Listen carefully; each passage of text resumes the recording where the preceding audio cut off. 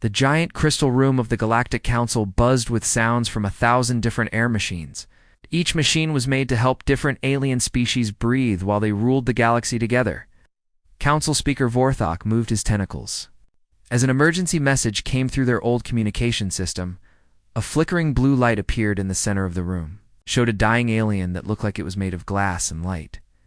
This was an Etherian from a race that had lived for millions of years, but now this one was barely holding together, like smoke about to disappear. "This is our last warning to the Galactic Council," the Etherian said in a weak voice that traveled across space. "We found a world. A small blue planet in a part of space you call the Orion Arm. You have it marked as Sol 3 in your files, but the people there call it Earth." The other aliens in the room started whispering to each other.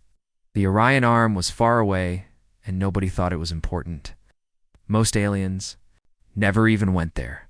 "We watched them for 300 of their years," the dying alien continued. "What we saw scared us more than anything in our 10 million years of watching other species across the galaxy." Speaker Vorthok waved his tentacles impatiently. Was tired of hearing about scary new species. Every day, some alien came to complain about their neighbors. He thought this was just another boring report. "These humans are different from every other species we have ever seen. They can change and adapt faster than should be possible. Other species need thousands of years to get used to new places. Humans do it in just a few decades. They can live in places that would kill most other thinking beings. But this is not their most dangerous ability." The blue light got weaker as the Etherian became more tired. "They are incredibly smart at seeing patterns and making plans. They do not just fight their enemies, they study them completely. They learn new languages in months when it takes other species years. They can copy and improve technology amazingly fast." Some of the aliens looked at each other with worry. If this was true, it would be very unusual, but still not really dangerous to the powerful galactic government. "But the most frightening thing about them," the Etherian went on, "is how they can work together when something threatens all of them. We have watched thousands of species across the galaxy.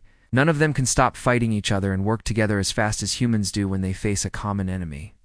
The message started to fade, and the Etherian's form became harder to see. "We decided to leave their part of space instead of meeting them. We've seen what happens to civilizations that think humans are weak. The Tigerian Empire thought they were better than humans. Now, their worlds belong to humans. The Nexari Confederacy tried to make humans pay them tribute. The Nexari do not exist anymore as a government." Speaker Vorthok had heard enough. His patience was gone. This is clearly a lie from a dying civilization that wants to spread fear. The Tigerian Empire fell apart because of their own problems. 3,000 years ago, the Nexari Confederacy broke up because they had no money. "Remember our words," the Etherian's final message whispered through the room. "When they come, and they will come, remember that we warned you. Humanity's greatest weapon is not their technology or their ability to adapt. It is that they make everyone around them want to become better, while at the same time making it seem stupid to fight against them." The message ended, and the room became quiet. "Put it with all the other doomsday predictions," Vorthok ordered dismissively. "Standard. Filing species name needs to be checked." As the aliens began to leave, none of them noticed the small note that appeared in their computer system. "Warning received about Sol 3 inhabitants. Assessment. Unproven claims from dying civilization. Recommendation. Normal monitoring if contact happens."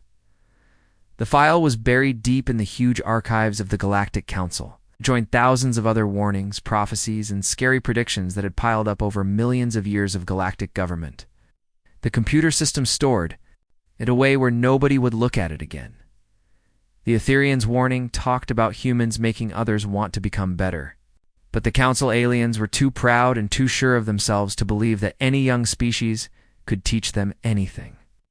They had ruled the galaxy for so long that they thought they knew everything. 3 years later, something happened that nobody expected.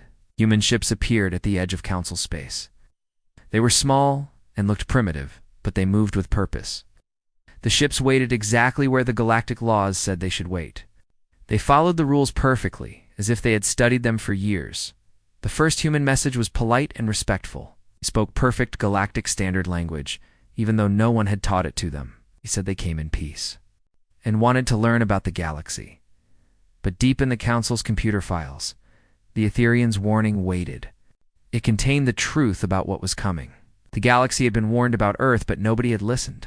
Soon they would learn why that was a mistake. Ambassador Kethril stood at the big window of the Council's best first contact ship, called Harmony of Worlds. He was from the Zentarian race, and his job was to meet new species for the first time. Outside the window, he could see the human ships floating in space, like metal insects. They looked rough and simple, like they were built by people who still had to follow basic physics rules. Our scans show they use fusion engines with some kind of strange matter manipulation, said Science Officer Quellen. Her crystal fingers moved across the glowing displays. Basic technology, but it works. Do they seem hostile? Kethril asked. No. Signs of aggression. If stayed exactly where our first contact rules told them to stay. They are just waiting. Kethril nodded with approval. At least these newcomers understood basic diplomatic manners. This was better than the Vashti, who immediately started mining asteroids when they arrived, or the Korathons, who demanded tribute before anyone even said hello. Open a communication channel, he ordered. The main screen lit up and showed the inside of what looked like a human command ship. The being on screen walked on two legs and was covered with thin natural insulation that their database called hair.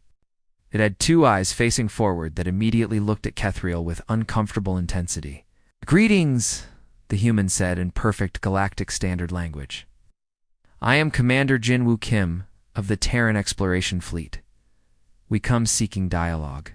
In mutual understanding, Kethril was shocked, but tried to hide it with his diplomatic training. It usually took new species months to learn even basic galactic standard, but this human spoke like someone who had used the language all his life. Welcome to Council Space, Commander Kim. I am Ambassador Kethril. We are pleased to meet your species for the first time. How did you learn our language? We intercepted several of your communication signals over the past few decades. Ginwoo replied with what seemed like a friendly smile.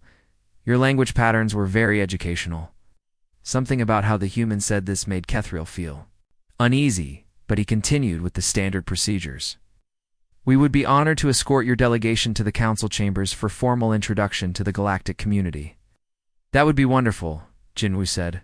However, we would prefer to send multiple representatives. My colleague, Commander Haewon Park, specializes in cultural integration. Dr. Dongmin Lee focuses on technological exchange. Commander So-Young Choi handles security assessments. Security assessments? Quellen asked from her station. Jinwoo's expression stayed pleasant. Purely defensive considerations, I promise. We have found it helpful to understand the protective capabilities of our new neighbors. It helps us figure out how we might best contribute to mutual security arrangements. Kethril felt another wave of unease. New species usually focused on trade opportunities and resource sharing during first contact. Questions about defensive capabilities were very unusual. Of course, he replied diplomatically. We will be happy to arrange appropriate briefings. Over the next few hours, as the human delegation was brought to the council station, Kethril became more and more troubled by their behavior. They asked precise technical questions about everything. They wanted to know about power generation, life support systems, communication networks, even what materials the station was made from. They claimed it was simple curiosity about superior galactic technology, but their questions were remarkably specific. Commander Park proved especially good at reading the body language and behavioral cues of different species. She adapted her communication style to each delegate. She met with scary accuracy.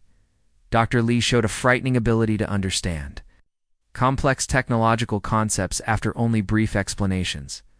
Commander Choi stayed pleasant while asking what seemed like innocent questions about fleet deployments and defensive positions. But it was Commander Kim who worried Kethril the most. During the formal introduction ceremony, Jinwoo observed everything with those intense, forward-facing eyes. He said little but was clearly cataloging every detail. When he did speak, his carefully chosen words showed far more understanding of galactic politics than any newcomer should have. "Your species shows remarkable promise," Council Speaker Vorthok announced during the closing ceremony. "We look forward to integrating humanity into the galactic community." "As do we," Jinwoo replied. "We have learned so much in just these few days. The galaxy is far more interesting than we expected." As the human delegation prepared to leave, Kethril approached Commander Kim privately. "I hope your people found our introduction informative," he said. "Extremely," Jinwoo replied. "We have a much clearer understanding now of how things work out here. The power structures, the relationships between different species, the various vulnerabilities in the current system." "Vulnerabilities?" Kethril asked sharply. Jinwoo's expression remained neutral. "Opportunities for improvement, I should say. Humans have always been good at identifying inefficiencies and finding better ways to do things." As the human ships left Council space, Kethril stood once again at the window, watching their crude vessels disappear into the void. Something the human commander had said bothered him, not the words themselves, but the confidence with which they had been spoken. He made a mental note to review the old files on species that had made similar impressions during first contact. Somewhere in the back of his mind, a half-remembered warning echoed about underestimating a species from a small blue planet, but the thought slipped away as other diplomatic concerns demanded his attention. He had no idea that humanity had just completed the most thorough intelligence-gathering operation in galactic history. 6 months after first contact, the Galactic Council met for an emergency session. The reason was simple but troubling. Humanity's expansion rate was making several powerful alien governments very nervous. "They have built 17 colonies and systems that nobody claimed before," reported Military Coordinator Vraxen. His scaled skin changed colors to show he was deeply worried. "What is more troubling is that they have somehow made exclusive trading deals with 12 different fringe species that we have been unable to contact for centuries." Council Speaker Vorthak's tentacles moved in agitation. How is this possible? Standard colonization rules require at least 2 years of environmental checks before permanent settlement. "Apparently, humans do not follow standard rules," replied Economic Assessor Therian. "They send small advanced teams that somehow change existing ecosystems to support their colonies instead of terraforming entire worlds. It is unprecedented." Ambassador Kethril, who had stayed quiet during most of the meeting, finally spoke up. "There is something else. The fringe species they have contacted, the Kelhari, the distant singers, the stone builders, these are not just trade agreements. They are reporting something closer to partnerships." "Partnerships?" Vorthak's translation device struggled with the concept. "With fringe species? The Kelhari have shared their quantum mathematics with humanity. The distant singers are teaching them advanced communication techniques. Stone builders are giving them mineral extraction methods that we have been trying to learn for thousands of years." An uncomfortable silence filled the chamber. "There is more," Therian continued. "Our intelligence suggests that human ships now use technologies that should not exist.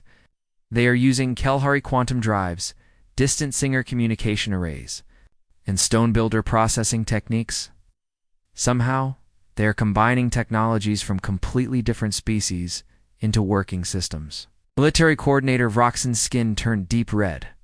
This level of technological integration usually takes centuries to achieve, if it is possible at all.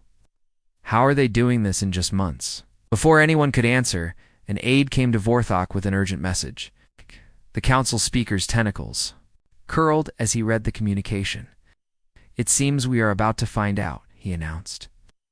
"A human delegation is requesting an audience. They wish to discuss their relationship status within the galactic community." An hour later, Commander Jinwoo Kim stood before the assembled council. He was joined by 2 companions, a woman introduced as Administrator Young Suke Han, and a man called Engineer Woojin Park. "Honored council members," Jinwoo began, "we come to discuss humanity's place in the galactic order. Your species was granted standard newcomer status, Vorthok replied.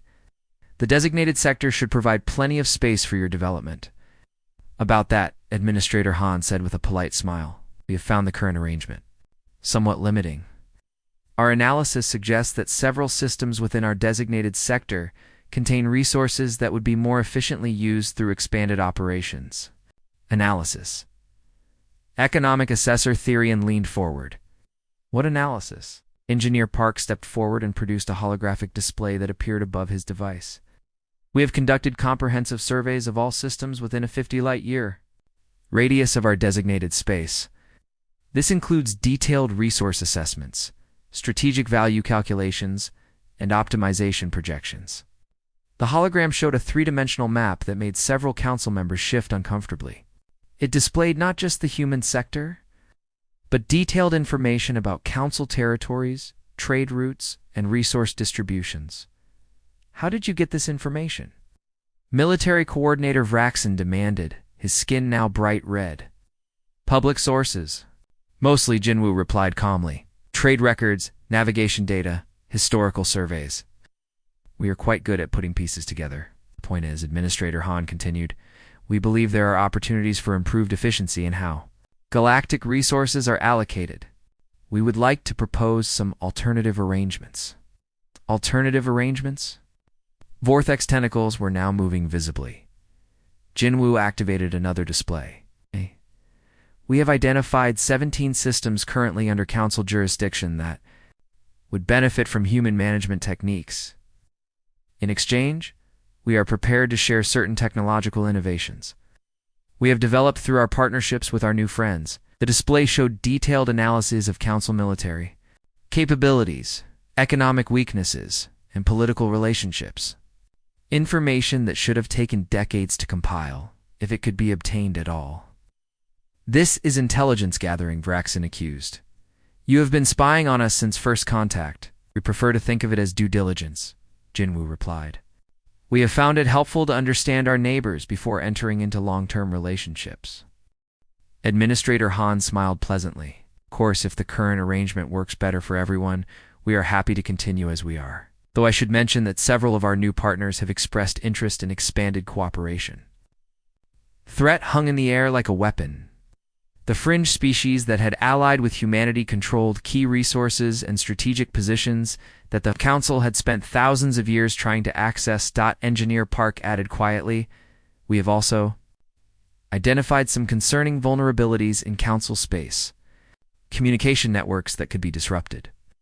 Trade routes that could be cut off. Defensive positions that might be problematic. We would be happy to help address these issues, of course. Council Speaker Vorthok realized with growing horror that they were not being threatened, they were being presented with a done deal. Humanity had somehow, in just 6 months, positioned itself to either greatly benefit the galactic community or potentially destroy it entirely. What exactly are you proposing?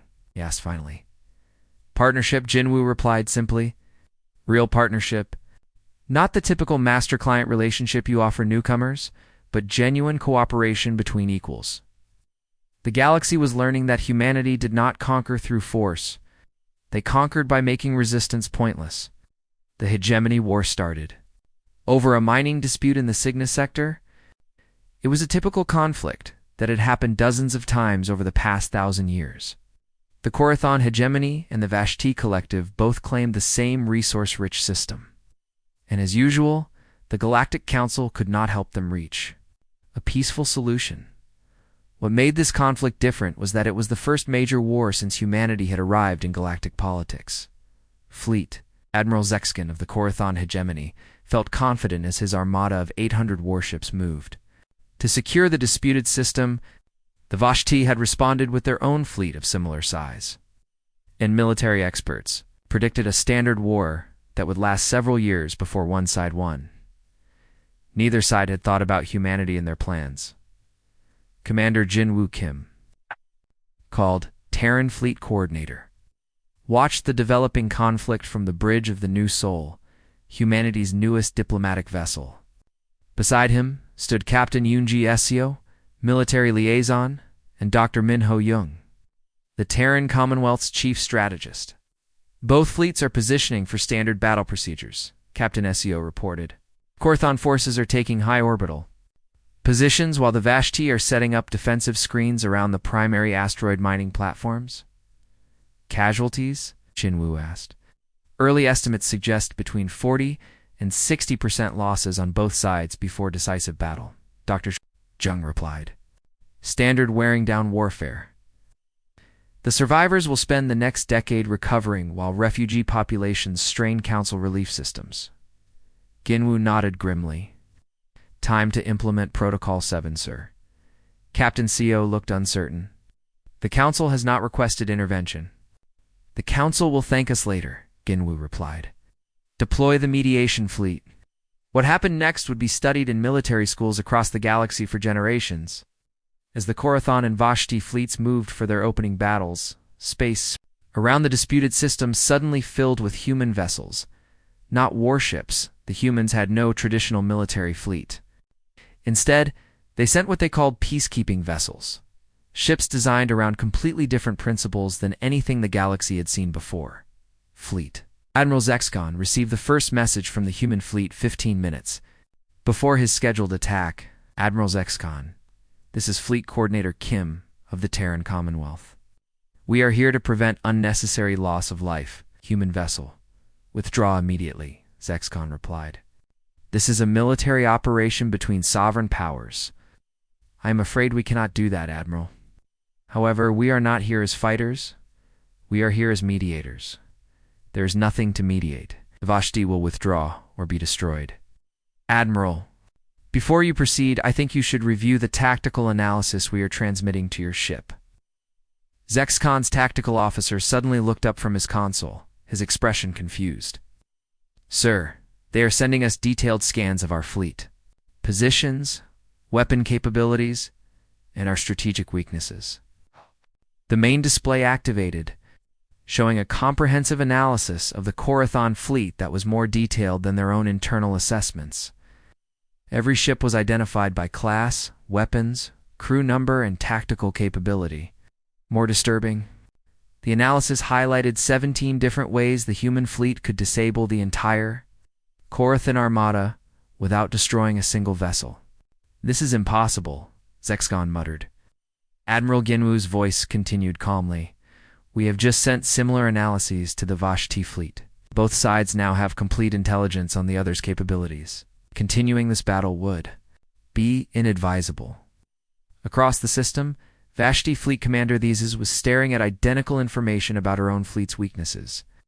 How? She transmitted on an open channel.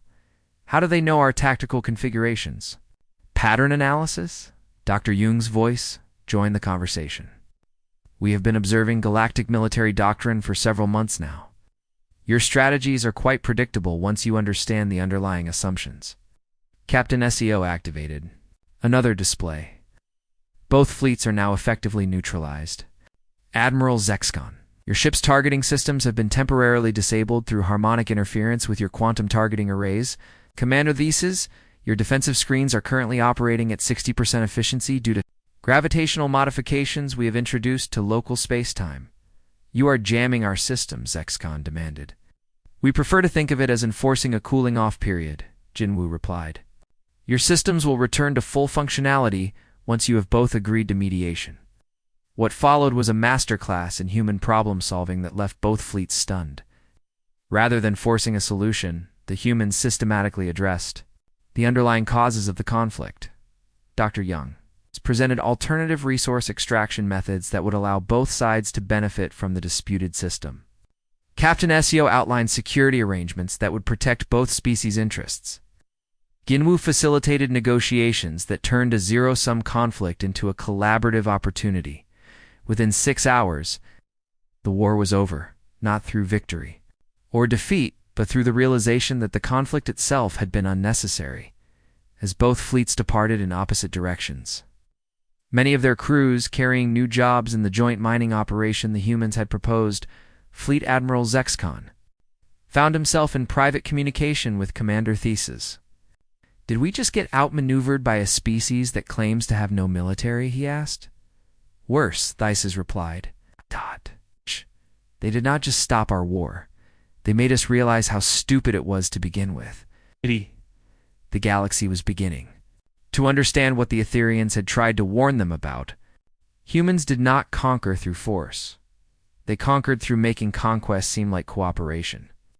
2 years after the Hegemony War, the Galactic Council met for what many thought would be its final session as the supreme governing body of known space.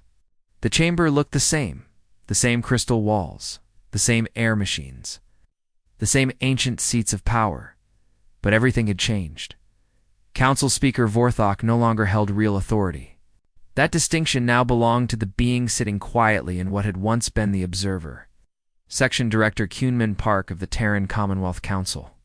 The quarterly productivity reports are impressive, Director Park was saying, reviewing a holographic display that showed galactic statistics. Interspecies conflicts are down 87%. Trade efficiency has improved by 300%. Resource waste has been reduced to almost nothing. The statistics were undeniable. Under human guidance, the galaxy had become more peaceful, more prosperous, and more stable than it had been in thousands of years.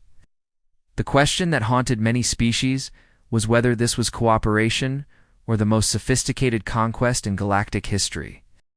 Ambassador Kethriel, now serving as liaison between the old council and the new Commonwealth, raised the concern that kept him awake during his sleep cycles.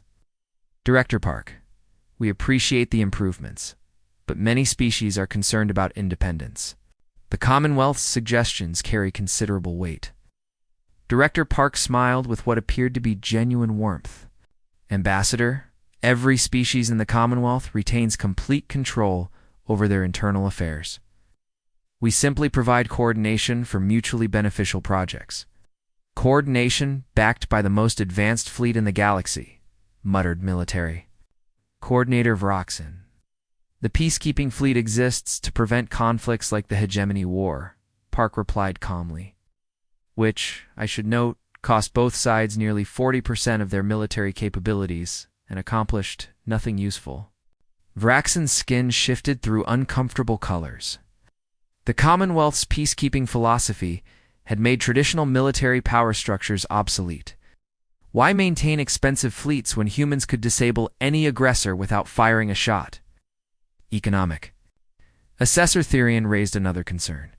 The resource allocation algorithms the Commonwealth has implemented are undeniably efficient, but they also give humanity significant influence over galactic trade. The algorithms are open source, Park replied. Any species can examine, modify, or propose improvements to them. The fact that most species choose to use our recommendations suggests they find them beneficial. This was true, but also misleading. Human recommendations were so consistently superior to alternatives that rejecting them felt self-defeating. Species that tried to maintain independent economic policies found themselves gradually outcompeted by those that embraced Commonwealth. Integration. The real revelation came when Council Speaker Vorthok finally asked the question that had been haunting him since reviewing the ancient Etherian warning. Director Park, we have discovered that humanity was aware of galactic civilization long before first contact. The archive files suggest your species has been studying us for considerable time. Park's expression did not change, but something shifted in the atmosphere of the chamber. Speaker Vorthok, that is a complicated question with a complicated answer. We have time. Park activated a holographic display that showed a timeline stretching back thousands of years. This galaxy has experienced 3 previous cycles of human contact. Each time the outcome was suboptimal. The display showed images of ancient civilizations, some recognizable from archaeological records, others completely unknown. The first contact cycle occurred approximately 50,000 years ago. Humanity was younger then, more aggressive. The result was a galactic war that lasted 3,000 years and ended with most advanced civilizations either destroyed or severely damaged. Stunned silence filled the chamber. The second cycle began 30,000 years ago.